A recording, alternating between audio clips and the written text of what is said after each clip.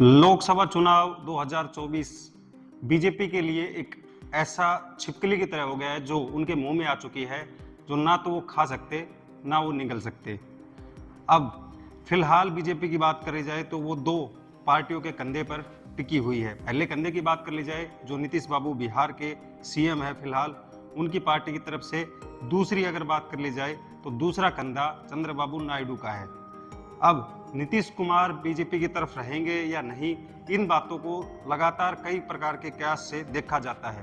तो दर्शकों, नीतीश कुमार जी को लेकर जो बातें सामने निकल के आ रही है, जो नई अपडेट सामने आ रही है, वो हम आपके साथ साझा करते हैं। नीतीश कुमार जी ने अभी हाल ही में चुप्पी साध ली है, और नीतीश कुमार की जो चुप्पी है वो बहुत ज़्यादा घातक मानी जाती है। जिसके साथ वो रहते हैं उसके लिए तो विशेष रूप से घातक मानी जाती है, क्योंकि नीतीश कुमार जी ने जब जब चुप्पी साधी है तब तब नीतीश कुमार जी ने पलटी मारी है। अगर इसी बात को हम जोड़ के देखें कि 19 तारीख को प्रधानमंत्री नरेंद्र मोदी जी नालंदा विश्वविद्यालय जो बिहार में है, वहाँ उनका संबोधन है, वो उसके लिए जाने वाले हैं। उन्होंने उसमें बिहार के सीएम के तौर पर नीतीश जी को बुलाया गया, लेकिन नीतीश जी ने प्रधानमंत्री ऑफिस का फोन जब उनको किया गया तो उन्होंने नहीं उठाया, और साथ ही इस जो फोन का जवाब है उन्होंने एक अजीब तरीके से दिया। और वो तरीका ये था कि उन्होंने सोशल मीडिया के ऊपर अपनी पटना के अंदर मेदांता हॉस्पिटल में डॉक्टरों के साथ एक फोटो शेयर की। पहले आप भी वो फोटो देखें। अब ये फोटो देखने के बाद आपको एक चीज समझ लेनी चाहिए, जिस तरह नीतीश जी डॉक्टर के साथ इस फोटो में खड़े हैं, नीतीश जी से ज्यादा बीमार तो ये डॉक्टर लग रहे हैं।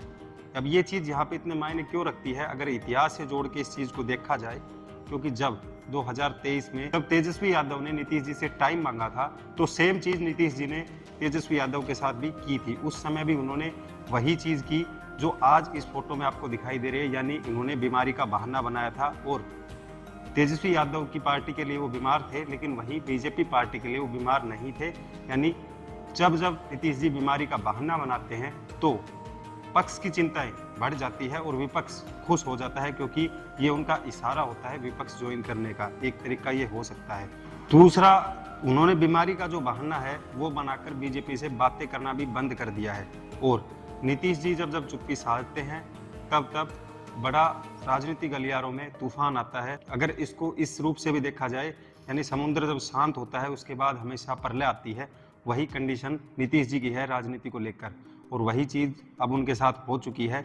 बीजेपी के लिए सोचने वाली चिंताएं बढ़ चुकी है फिलहाल। अब दर्शकों, ये नीतीश जी की जो इतनी बातें मैंने आपको बताई, तो उनकी नाराजगी का आखिर कारण क्या है कि वो नाराज चल रहे हैं बीजेपी से।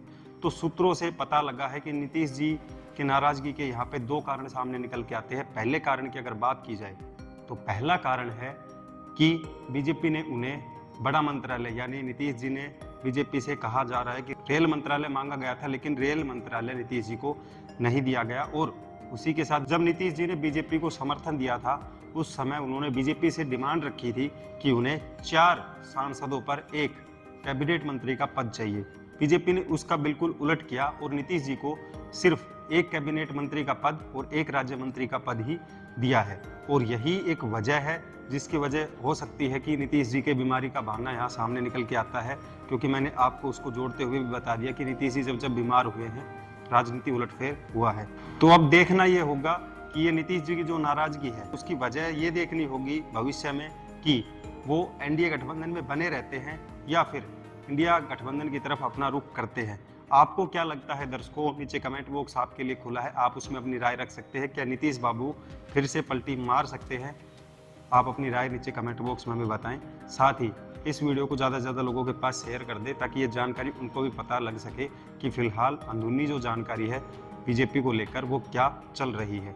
साथ ही इस वीडियो को यहाँ तक देख लिया है तो इस वीडियो को जाके लाइक कर दो, साथ चैनल जो है उसको सब्सक्राइब कर लो, क्योंकि हम जल्द ही आपके सहयोग से 3 मिलियन टच कर सके।